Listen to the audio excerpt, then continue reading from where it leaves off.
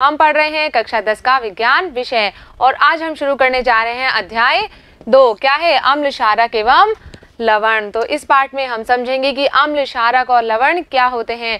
आपने छोटी कक्षाओं में भी अम्ल और क्षारक के बारे में पढ़ा होगा। अम्ल कैसे होते हैं? स्वाद में खट्टे होते हैं, जबकि क्षारक स्वाद में कड़वे होते हैं। और जब अम्ल और क्षार अभिक्रिया करते हैं तो किसका निर्माण करते हैं? ये लवण का निर्माण करते हैं।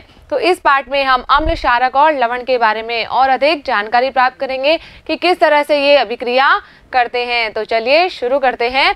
आप सभी जानते हैं कि अम्ल कैसे होते हैं? स्वाद में खट्टे होते हैं और क्या करते हैं? ये नीले लिटमस पत्र को लाल कर देते हैं। जबकि जो क्षारक होते हैं ये क्या होते हैं? स्वाद में कड़वे होते हैं और लाल लिटमस पत्र को नीला कर देते हैं। आपने छोटी कक्षाओं में सूचक के बारे में भी पढ़ा होगा। सूचक क्या होते हैं? जिनसे हमें अम्ल और क्षारक के बारे में पता चलता है कि कौन सा विलयन अम्ल है और कौन सा विलयन क्षारक है। तो कुछ प्राकृतिक सूचक होते हैं जैसे कि लिटमस है, हल्दी है, ये क्या है? प्राकृतिक सूचक है। और रंग में परिवर्तन के द्वारा ये किसी भी विलयन के अम्ल और क्षारक होने के बारे में हमें बताते हैं। आपने देखा होगा कि जब कभी भी कपड़ों पर सब्जी का दाग लग जाता है तो क्या हो जाता है? उस पर हमें पीले रंग का धब्बा दिखाई देता है। किसके कारण? हल्दी के कारण। लेकिन जब हम इसे क्षारकीय प्रकृति वाले साबुन से धोते हैं तो कैसा हो जाता है? वो धब्बा जो है वो लाल भूरे रंग का हो जाता है। क्यों हो रहा है? क्योंकि हल्दी क्या है? सूचक की तरह कार्य कर रही है और ये क्षारक से अभिक्रिया करके कैसा रंग देती है? लाल भूरा रंग देती है। इसी प्रकार कुछ कृत्रिम सूचक भी होते हैं जैसे कि फिनोल्फ्थेलिन और मेथिल ऑरेंज। तो ये भी क्या करते हैं? रंग में परिवर्तन के द्वारा हमें किसी भी विलयन के अम्ल और क्षारक होने के बारे में बताते हैं। आगे बढ़ते हैं। अब हम समझेंगे कि अम्ल और क्षारक के रासायनिक गुणधर्म क्या होते हैं। तो सबसे पहले इसमें हम समझेंगे कि प्रयोगशाला में हम अम्ल और क्षारक के बारे में कैसे पता करेंगे। मान लीजिए हमें अलग अलग विलयन दिए गए हैं और हमें ये नहीं पता है कि कौन सा विलयन अम्ल है और कौन सा क्षारक है। तो हम अलग अलग सूचक का प्रयोग करके ये पता कर सकते हैं कि कौन सा अम्ल है और कौन सा क्षारक है। तो इसको समझने के लिए हम करेंगे एक क्रियाकलाप। क्या करना है? हमें जो है अलग अलग प्रकार के विलयन लेने हैं। कुछ अम्ल भी हैं इसमें और कुछ क्षारक भी हैं। जैसे हमने यहाँ पर लिया है हाइड्रोक्लोरिक अम्ल, सल्फ्यूरिक अम्ल, नाइट्रिक अम्ल, एसिटिक अम्ल। इसके अलावा क्षारक लिए हैं sodium hydroxide, calcium hydroxide, potassium hydroxide और अमोनियम हाइड्रोक्साइड। ये अलग अलग विलयन हमने लिए हैं। अब अलग अलग सूचकों के द्वारा हम इन विलयनों का परीक्षण करेंगे और पता लगाएंगे कि इनके रंग में परिवर्तन किस प्रकार से होता है। तो यहाँ पर हमने जो प्रेक्षण हमें मिले हैं उसे सारणी के रूप में लिखा है। क्या देखा हमने कि जब हमने HCl विलयन लिया था तो ये लाल लिटमस पर कोई भी प्रभाव नहीं दिखाता है, जबकि नीले लिटमस को कैसा कर देता है? लाल कर देता है। इसी तरह फिनोल्फ्थेलिन विलयन में भी इसका कोई रंग प्रदर्शित नहीं होता है, जबकि जो मेथिल ऑरेंज है उसके अंदर ये लाल रंग प्रदर्शित करता है। आगे हमने लिया H2SO4। ये भी क्या करेगा? नीले लिटमस को लाल कर देगा और मेथिल ऑरेंज के साथ में लाल रंग प्रदर्शित करता है।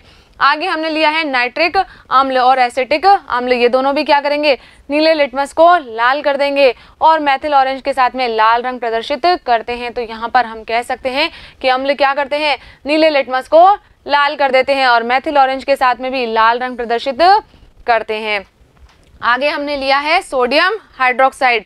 तो ये क्या करेगा? लाल लिटमस पत्र को नीला कर देता है। हमने पढ़ा था क्षारक क्या करेंगे? लाल लिटमस पत्र को नीला कर देते हैं और फिनोल्फ्थेलिन के साथ में ये गुलाबी रंग प्रदर्शित करते हैं और मेथिल ऑरेंज के साथ में कौन सा रंग आएगा? इसमें पीला रंग दिखाई देता है। इसी तरह आगे हमने लिया है कैल्शियम हाइड्रोक्साइड, पोटेशियम हाइड्रोक्साइड और अमोनियम हाइड्रोक्साइड। तो ये सभी क्या हैं? क्षारक हैं। तो ये क्या करेंगे? लाल लिटमस पत्र को नीला कर देंगे, जबकि जो फिनोल्फ्थेलिन विलयन है इसके साथ में क्या करते हैं? गुलाबी रंग प्रदर्शित करते हैं और मेथिल ऑरेंज के साथ में पीला रंग हमें दिखाई देता है। तो इस तरह से हम अम्ल और क्षारक का पता यहाँ पर कर सकते हैं। आगे बढ़ते हैं। ये जो सूचक हैं ये क्या कर रहे हैं? हमें रंग में परिवर्तन होने के कारण जो है वो अलग अलग विभेदन कर देते हैं अम्ल और क्षारक में, यानी कि रंग में परिवर्तन के द्वारा ये हमें बता देते हैं कि कौन सा विलयन अम्ल है और कौन सा क्षारक है। इनकी पहचान हमें करा देते हैं। तो यहाँ पर तो रंग में परिवर्तन हो रहा है, लेकिन कुछ सूचक ऐसे भी होते हैं जो अम्ल और क्षारक में अलग अलग गंध देते हैं, यानी कि इनकी गंध में परिवर्तन के द्वारा हमें पता चलता है कि कौन सा विलयन अम्ल है और कौन सा क्षारक है। तो इन्हें क्या कहते हैं? हम गंधीय सूचक कहते हैं। इन्हें सूंघकर हम पता लगाते हैं कि ये विलयन अम्ल होगा या क्षारक होगा। इसके उदाहरण है जैसे कि वेनिला एसेंस और प्याज। इनके द्वारा हम गंध के माध्यम से पता कर सकते हैं कि कौन सा विलयन अम्ल है और कौन सा क्षारक है। चलिए आगे बढ़ते हैं। आगे हम बात कर रहे हैं कि जब ये अम्ल और क्षारक धातु से अभिक्रिया करते हैं तो क्या होता है। अब इसको समझने के लिए भी हम क्या करेंगे, एक क्रियाकलाप करेंगे। क्या करना है हमें, यहाँ पर एक परख नली में हम लगभग 5 ml तनु सल्फ्यूरिक अम्ल लेंगे और इसके अंदर हम डाल देंगे दानेदार जिंक के टुकड़े। तो जब हम क्या कर रहे हैं, तनु सल्फ्यूरिक अम्ल में धातु डाल रहे हैं तो यहाँ पर अभिक्रिया होगी और गैस उत्पन्न होगी। तो इस उत्सर्जित गैस को हम क्या करेंगे, साबुन के विलयन से प्रवाहित करेंगे और फिर जलती हुई मोमबत्ती को ये गैस वाले बुलबुले के पास में ले जाएंगे और फिर हम प्रेक्षण नोट करेंगे। कुछ इस तरह से हमें क्रियाकलाप करना है। यहाँ पर हमने क्या किया है, परख नली के अंदर डाल दिया है हमने थोड़ा सा सल्फ्यूरिक अम्ल और इसके साथ ही क्या डाल दिया, इसमें दानेदार जिंक के टुकड़े डाल दिए हैं। तो यहाँ पर अभिक्रिया होगी और यहाँ पर जो है गैस के बुलबुले बनेंगे। अभी हमें ये नहीं पता है कि यहाँ पर कौन सी गैस उत्पन्न हो रही है, तो हमने क्या किया है, इस गैस को प्रवाह नली की सहायता से किसमें प्रवाहित किया है, साबुन के विलयन में प्रवाहित किया है। तो यहाँ पर साबुन के बुलबुले बनने लगेंगे और इन साबुन के बुलबुलों के पास में हम क्या ले जाएंगे, जलती हुई मोमबत्ती ले जाएंगे। तो ये जो गैस है ये फट फट की ध्वनि के साथ में जलती है। तो इससे हमें पता चल जाता है कि ये जो गैस है ये कौन सी गैस है, यहाँ पर हाइड्रोजन गैस का दहन हो रहा है। तो हम यहाँ पर कह सकते हैं कि जब भी अम्ल धातु के साथ में अभिक्रिया करेंगे तो क्या होगा, हाइड्रोजन गैस बनती है और एक यौगिक का निर्माण यहाँ पर और होता है, उसे क्या कहते हैं, हम लवण कहते हैं। अभिक्रिया को यदि हम सूत्र के रूप में दिखाएं तो हम लिख सकते हैं अम्ल प्लस धातु मिलकर क्या बनाते हैं, लवण बनाते हैं और हाइड्रोजन गैस यहाँ पर निष्कासित होती है। आगे बढ़ते हैं। आगे हम बात कर रहे हैं कि यदि मान लीजिए इस अभिक्रिया को हम अम्ल की बजाय किससे कराएं, क्षारक के साथ में कराएं। कौन सा क्षारक लिया हमने, सोडियम हाइड्रोक्साइड। तो यहाँ पर कौन सी अभिक्रिया होगी, क्या यहाँ पर भी हाइड्रोजन गैस का निर्माण होता है या नहीं होता है। तो देखिए अभिक्रिया को हम लिख सकते हैं कि हमने क्या लिया है, यहाँ पर NaOH लिया है और इसकी हम क्या करा रहे हैं, जिंक के साथ में अभिक्रिया करा रहे हैं, क्षारक की धातु के साथ में अभिक्रिया करा रहे हैं। तो यहाँ पर क्या बनता है, Na2ZnO2 और यहाँ पर भी देखिए हाइड्रोजन गैस का निर्माण हो रहा है। तो हम यहाँ पर कहेंगे कि इस अभिक्रिया में भी क्या बन रही है, पुनः हाइड्रोजन बन रही है। लेकिन ऐसी अभिक्रिया सभी धातुओं के साथ में नहीं होती है, यानी कि सभी क्षारक जो है वो धातुओं के साथ में अभिक्रिया करके क्या नहीं करते हैं, हाइड्रोजन गैस यहाँ पर उत्पन्न नहीं करते हैं। आगे बढ़ते हैं। आगे हम बात कर रहे हैं कि जब कभी हम धातु कार्बोनेट या धातु हाइड्रोजन कार्बोनेट की अम्ल के साथ में अभिक्रिया करवाएंगे तो क्या होता है। इसको समझने के लिए हम एक क्रियाकलाप करेंगे। क्या करना है, हमें 2 परख नलियां लेनी है, उसको हमने चिन्हित कर दिया है A एवं B। एक परख नली को हमने A चिन्हित कर दिया और दूसरी को B चिन्हित कर दिया है। अब क्या करेंगे, परख नली A में हम लेंगे सोडियम कार्बोनेट और जो हमारी परख नली B है इसके अंदर हम क्या ले रहे हैं, सोडियम हाइड्रोजन कार्बोनेट ले रहे हैं। दोनों परख नली में हमने अलग अलग चीजें ली है, एक में हमने लिया है सोडियम कार्बोनेट और एक में लिया है सोडियम हाइड्रोजन कार्बोनेट। अब क्या करना है, हमें दोनों परख नलियों के अंदर हम 2 ml क्या मिला देंगे, अम्ल मिला देंगे। कौन सा, हाइड्रोक्लोरिक अम्ल मिलाएंगे। तो देखते हैं यहाँ पर क्या अभिक्रिया होती है।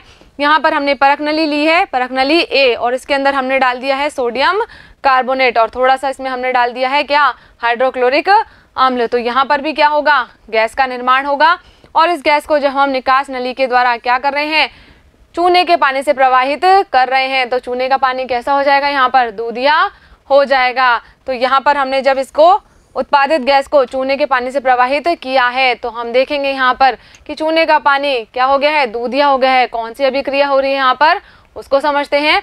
तो यहाँ पर हम देखेंगे कि इस क्रियाकलाप के अंदर जो परख नली A है उसके अंदर कौन सी अभिक्रिया हो रही है कि जब क्या लिया था हमने, सोडियम कार्बोनेट लिया था, इसने जब HCl के साथ में अभिक्रिया की तो किसका निर्माण होगा, यहाँ पर 2NaCl प्लस H2O और CO2 गैस यहाँ पर बन रही है। और जो परख नली B है उसमें हमने क्या लिया था, सोडियम हाइड्रोजन कार्बोनेट। तो यहाँ पर क्या अभिक्रिया होगी, NaCO3 और HCl मिलकर क्या बनाएंगे, NaCl प्लस H2 और यहाँ पर भी कार्बन डाइऑक्साइड गैस का निर्माण होगा। तो बच्चों आपको पता है कि जब हम कार्बन डाइऑक्साइड गैस को चूने के पानी से प्रवाहित करते हैं तो क्या होता है, चूने का पानी दूधिया हो जाता है। क्यों होता है, क्योंकि यहाँ पर जो कैल्शियम हाइड्रोक्साइड है ये क्या होगा, कार्बन डाइऑक्साइड से अभिक्रिया करेगा। ये क्या है, चूने का पानी है और कार्बन डाइऑक्साइड से अभिक्रिया करके श्वेत अवक्षेप किसका बनाता है, कैल्शियम कार्बोनेट के श्वेत अवक्षेप का निर्माण यहाँ पर करता है और जल का निर्माण भी यहाँ पर होता है। तो इस श्वेत अवक्षेप के कारण ही क्या होता है, चूने का पानी दूधिया हो जाता है। अब यहाँ पर क्या बन गया है, कैल्शियम कार्बोनेट बन गया है। लेकिन यदि हम और अधिक मात्रा में यहाँ पर कार्बन डाइऑक्साइड गैस प्रवाहित कर रहे हैं तो क्या अभिक्रिया होगी, यहाँ पर ये कैल्शियम कार्बोनेट क्या करेगा, जल के साथ में और कार्बन डाइऑक्साइड के साथ में मिलकर किसका निर्माण करता है, कैल्शियम हाइड्रोजन कार्बोनेट का निर्माण करता है। और ये कैसा होता है, जल में विलयशील होता है। तो यहाँ पर कैल्शियम के एक अन्य यौगिक का निर्माण हो जाता है। कब हुआ है ये, जब हमने इस कैल्शियम कार्बोनेट वाले विलयन में और अधिक मात्रा में कार्बन डाइऑक्साइड गैस प्रवाहित की है। इसी प्रकार जो चूना पत्थर होता है या खड़िया है, संगमरमर है, ये सब क्या है, कैल्शियम कार्बोनेट के ही अलग अलग रूप हैं जिनका प्रयोग अलग अलग कार्यों में किया जाता है। आगे बढ़ते हैं। आगे अब हम बात कर रहे हैं यहाँ पर कि सभी धातु कार्बोनेट और हाइड्रोजन कार्बोनेट क्या करेंगे, अम्ल के साथ में अभिक्रिया करेंगे और किसका निर्माण करते हैं, यहाँ पर संगत लवण का निर्माण करते हैं, कार्बन डाइऑक्साइड का निर्माण करते हैं और जल बनाते हैं। तो यदि हम समीकरण के रूप में इस अभिक्रिया को लिखें तो हम लिख सकते हैं कि धातु कार्बोनेट या धातु हाइड्रोजन कार्बोनेट अम्ल के साथ में अभिक्रिया करके क्या बनाएंगे, लवण बना लेंगे, कार्बन डाइऑक्साइड बनाएंगे और जल का निर्माण करते हैं। तो इस तरह से हम धातु कार्बोनेट और धातु हाइड्रोजन कार्बोनेट की अम्ल के साथ में अभिक्रिया को समझा सकते हैं। तो बच्चों यहाँ पर हमारा ये भाग कंप्लीट हो गया है। अब करेंगे हम इस भाग से संबंधित प्रश्न जो कि हमारी पाठ्य पुस्तिका में दिए गए हैं। तो यहाँ पर पहला प्रश्न हमें दिया गया है कि पीतल एवं तांबे के बर्तनों में दही एवं खट्टे पदार्थ क्यों नहीं रखने चाहिए। तो बच्चों हमने पढ़ा है कि जो दही या खट्टे पदार्थ है ये क्या होते हैं, अम्ल होते हैं। और अभी अभी हमने समझा कि अम्ल क्या करेंगे, धातु के साथ में अभिक्रिया कर लेंगे। तो इस प्रक्रिया में विषैले पदार्थों का निर्माण होता है और हमारी खाद्य सामग्री खराब हो जाती है। तो इसीलिए हमें जो भी खट्टे पदार्थ हैं, दही है, उन्हें पीतल या तांबे के बर्तनों में नहीं रखना चाहिए। क्या लिखेंगे हम यहाँ पर कि दही एवं खट्टे पदार्थों में अम्ल होता है, इसलिए जब उन्हें पीतल एवं तांबे के बर्तनों में रखा जाता है तो अम्ल क्या करेंगे, धातु के साथ में अभिक्रिया करके विषैले पदार्थ बनाते हैं, जिसके कारण क्या हो जाती है, खाद्य सामग्री दूषित हो जाती है, उपयोग में लेने के लायक वो नहीं रहती है। आगे बढ़ते हैं। अगला प्रश्न हमें यहाँ पर दिया गया है कि धातु के साथ अम्ल की अभिक्रिया होने पर सामान्यतः कौन सी गैस निकलती है। एक उदाहरण के द्वारा समझाइए कि इस गैस की उपस्थिति की जांच आप कैसे करेंगे, ये भी हमें बताना है। तो हमने पढ़ा है कि धातु अम्ल के साथ में अभिक्रिया करके कौन सी गैस देती है, हाइड्रोजन गैस देती है। तो क्या लिखेंगे हम यहाँ पर कि हाइड्रोजन गैस उत्पन्न करती है। अब हमें एक उदाहरण के द्वारा भी समझाना है। तो हमने क्रियाकलाप किया था, क्या किया था हमने, तनु सल्फ्यूरिक अम्ल की दानेदार जिंक के साथ में अभिक्रिया करवाई थी। तो किसका निर्माण हुआ था, वहां पर हाइड्रोजन गैस का निर्माण हुआ था। और इस गैस को जब हमने साबुन के पानी से प्रवाहित किया था तो वहां पर साबुन के बुलबुले बनते हैं और जब जलती हुई मोमबत्ती इस गैस के पास में हम ले जाते हैं तो यह फट फट की ध्वनि के साथ में जलती है। तो इससे हमें पता चलता है कि जो गैस उत्पन्न हुई है वो कौन सी है, हाइड्रोजन गैस है। आगे बढ़ते हैं। अगला प्रश्न दिया है, कोई धातु यौगिक ए तनु हाइड्रोक्लोरिक अम्ल के साथ में अभिक्रिया करता है तो क्या होती है, बुदबुदाहट उत्पन्न होती है। इससे उत्पन्न गैस जलती मोमबत्ती को बुझा देती है।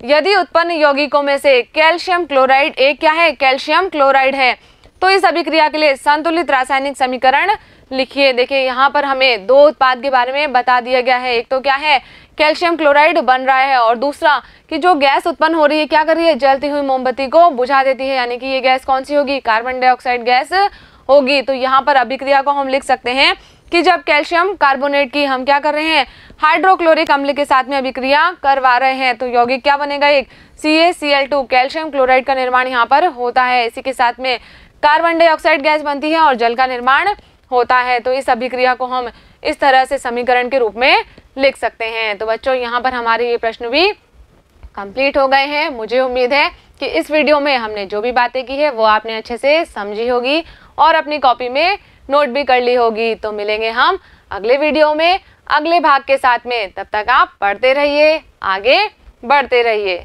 धन्यवाद।